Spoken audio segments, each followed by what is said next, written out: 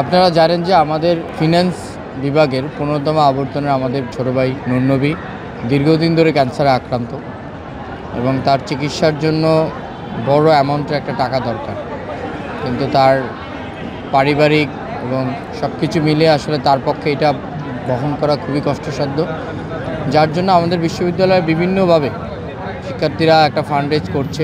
তারই অংশবিশেষ হিসেবে আজকে আমরা ফুল বিক্রির মাধ্যমে তার জন্য একটা ফান্ড রেজ করার চেষ্টা করছি। আলহামদুলিল্লাহ শিক্ষার্থীরা ভালো সাড়া দিচ্ছেন এবং আমি খুব অবাক যে আসলে যখনই শুনছে এক ভাই অসুস্থ তারা খুব উইলিংলি ফুল নিচ্ছে। আমরা ইতিমধ্যে অনেক ফুলই আমরা বিক্রি করে ফেলেছি, আরও ফুল আছে।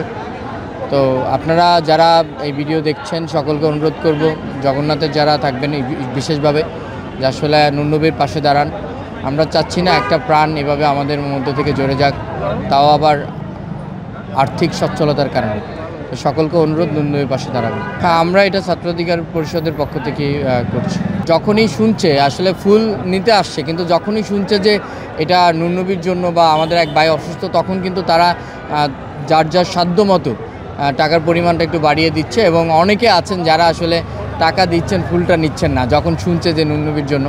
তো এটা আমাদের জন্য একটা অন্যরকম পাওয়া এবং জগন্নাথ বিশ্ববিদ্যালয়ের শিক্ষার্থীদের এই যে পারস্পরিক একটা আন্ডারস্ট্যান্ডিং এবং আন্তরিকতা, এটা অনন্য বলতেই হবে। আমরা তো ছাত্র সংগঠনের নেতৃবৃন্দ, এখানে আমাদের তো আর একটা টাকা পয়সার কোনো জায়গা নাই যে আসলে বড় একটা ফান্ড আমাদের নিজে থেকে দিব, এরকম ছাত্র নেতাদের তো আর এই জায়গাটা থাকে না। তো আমাদের কাছে মনে হচ্ছে যে অনেকে অনেক কিছু করছে, তো আমরা এটা কেউ করেনি এবং এটা ডিফারেন্ট একটা সাড়া আমরা পেতে পারি, এই জন্যই আমরা এই সিদ্ধান্তটা নিয়েছি। তার হলো যে যত দ্রুত চিকিৎসা করা যায়, এমন একটা অবস্থায় আছে যে মানে টাকা ম্যানেজ হলেই তার চিকিৎসা করাতে হবে এবং যত দ্রুত করা যায় আর কি, এই অবস্থা আর কি। হ্যাঁ, আমরা জগন্নাথ বিশ্ববিদ্যালয়ের শিক্ষার্থীরা এটাই চেষ্টা করছি। বিভিন্ন ছাত্র সংগঠনও ইতিমধ্যে দেখেছি তারাও বিভিন্নভাবে ফান্ড রেজ করেছে এবং অনেকে প্ল্যানও আছে তারাও করবে, আমরাও আজকে করছি।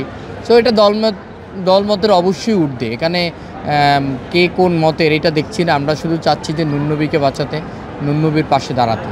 তো দলের ব্যারিয়ারটা এখানে থাকছে না। আসলে দেখেন, আমরা দিন শেষে একটা বিশ্ববিদ্যালয়ে ভিন্ন মত থাকবে, ভিন্ন দল থাকবে, যার যার ব্যক্তিগত বা দলীয় এজেন্ডা থাকবে, কিন্তু জগন্নাথের স্বার্থে আমরা সবাই ঐক্যবদ্ধ এবং এক, এটা সবসময় মেনে আসছি।